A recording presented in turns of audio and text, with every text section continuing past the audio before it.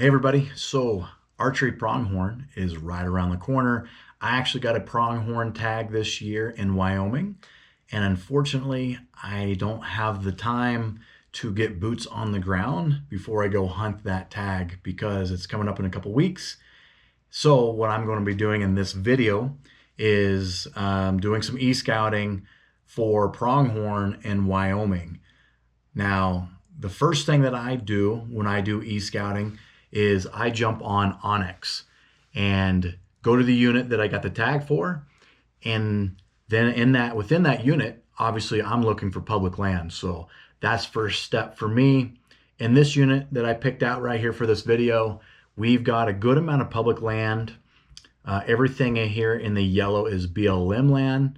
And this is a lower elevation unit, so you're not going to have any kind of like forestry land. So it's all BLM land, which means public land.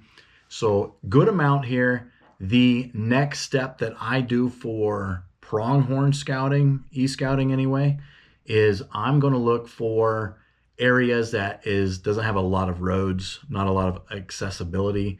So as I see right here, this is a good spot as I zoom in.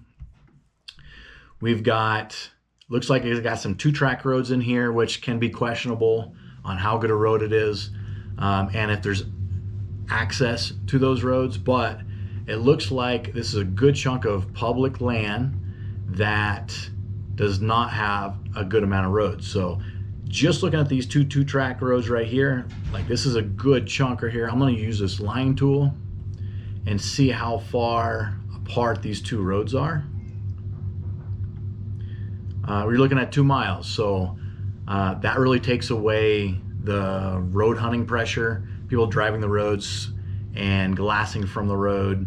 I'm all about getting boots on the ground, getting into the hunting area a couple miles, so that looks like a good spot for me. I would feel comfortable hunting that right there. Next step that I'm going to do for pronghorn hunting is all about water. Typically in August it's super hot, and that's where it's August 15th is opening day. It's super hot, and so I'm going to look at water sources, but I'm going to look at water sources that are not near a road or a trail, and I'm going to look at water sources that might be where there's not a lot of water sources within an area. So I've already put a little dot here, a little waypoint, and I turned that blue as a water source. So as I go in here, I'm going to show you guys. All right, here's that water source. It looks like it's a nice little natural pond. Looks like there's a good amount of water there. I don't have to worry about that being dried up, hopefully. Won't know until I'm there and get boots on the ground. All right, and then I'm gonna go back to this line tool. How far is it from this two-track road? Looks like almost a mile, so I like that. We can hike in and hunt that water source. And then to find water sources, I'm gonna zoom out here a little bit. I come down here and change from, right now I have it on satellite mode on my Onyx. I'm gonna come down here and change this to the topo mode. I like this quite a bit better because it's easier to find water sources this way. So as I zoom in here, you can see that's a very noticeable pond, and you can also see these water, looks like a little bit of creek line, a little bit of water running through here in these little veins. 9 times out of 10, there's no water in them. They've dried up in August for sure. So I'm not gonna focus on these little veins. I'm gonna focus on things that might be more prevalent. Like I'm seeing a nice water spot right here that I didn't see before. Let's come down here and take a look at this. All right, so it looks like a nice water spot. I'm gonna switch this back over to the satellite, see if there's any water in there in this satellite mode. And actually, just because it said water on topo, it really doesn't look like there's any water in there right there. So if I have time in a day, I may go check that spot out to see if there's any water there. But it does not look to be like a very good spot to go sit water. So antelope hunting for me, I like to spot and stalk primarily. As you see, we look like we got a lot of good ridges and a lot of good cover that we can use some spot and stalk methods here. And if I'm not doing very good of spot and stalk, then I will sit water. That's the last thing I really want to do. is really boring for me. I don't like sitting water because you're sitting there all day and you're hot and you're sweating. It's a sauna inside your tent. So that's kind of my last resort, but I like to hunt in areas around water because I know those antelope are going to be coming into that water at some point. Maybe I can glass them up and spot them moving. All right, so that's kind of the first couple steps I look at when I'm looking for e-scouting for pronghorn. I'm looking at big areas of public land. I'm looking at spots that don't have trails, a lot of trails or a lot of road systems in there, something I can hike into. And then I look for water.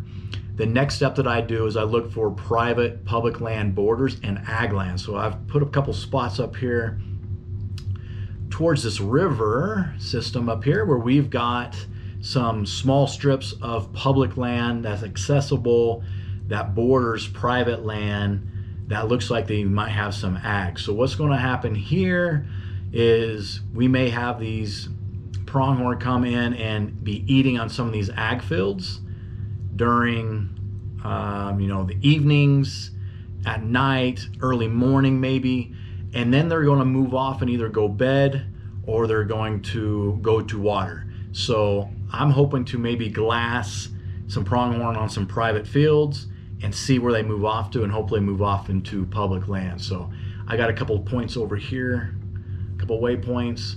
It looks like this is accessible here with this 2-track.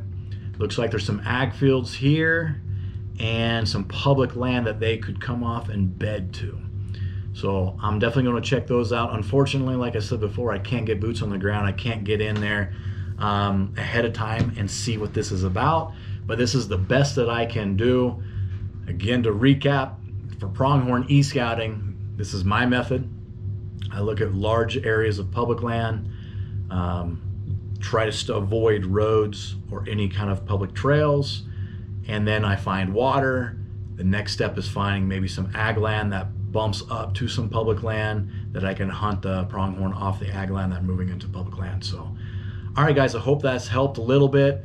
I guess before I let you go, one quick other thing, some tools that I use. Again, I use OnX for this. I use the satellite. You can even use the 3D mode, which is great. This is more flat land. You don't probably need the 3D mode as much here, so you're not really looking at steep terrain. I use the topo mode to find water. And then some other tools that you might be able to use. Here's something like a Google Earth or Google Maps, just to check out the road systems again. Okay, where are my access points? Is that an actual access point? Like we got a highway right here. Where are some access points off this highway? So I'm gonna go check that out. Okay, here looks like a road off the highway. All right, is that a good way for me to access some of that public land?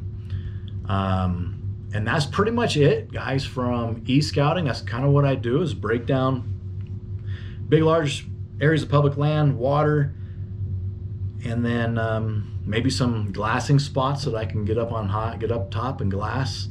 But that is my e-scouting for this year's pronghorn hunt, and hopefully I've done a good job e-scouting, and when I get boots on the ground, I will at least be a little bit ahead of the game without actually physically being there.